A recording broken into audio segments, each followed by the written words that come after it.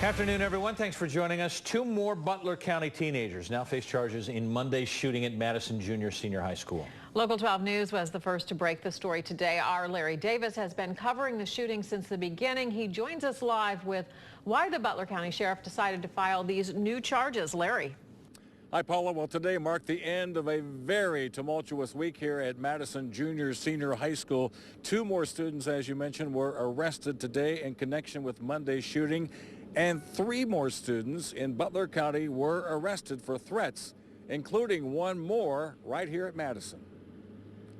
Students leaving school this afternoon, the weekend could not have come at a better time. Buses and parents were on hand to pick up the students who had gone through one trying week.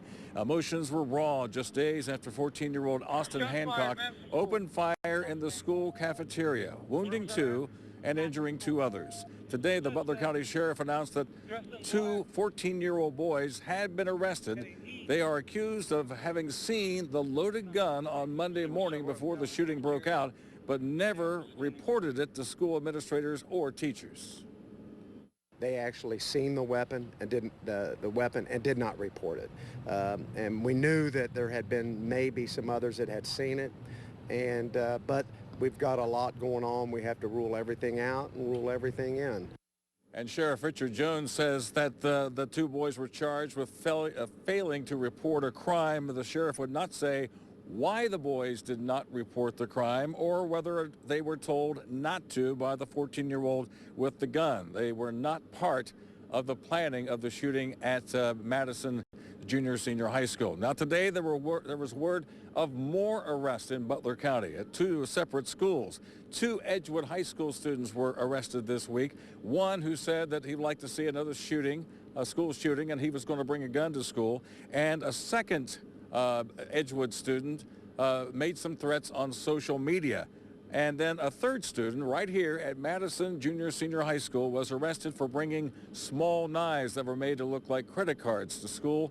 And all three of those boys now face felony charges. Coming up on Local 12 News at 5 o'clock, we'll tell you just how the school is feeling about the end of the week, a week that was quite tumultuous, to say the least. Live in Madison Township, Larry Davis, Local 12 News. Paula, back to you. Boy, and Larry, the events today, that puts students and parents everywhere on alert that it is your duty to report. Are you getting any feedback from the community on, what kind of ripple effect this is going to have?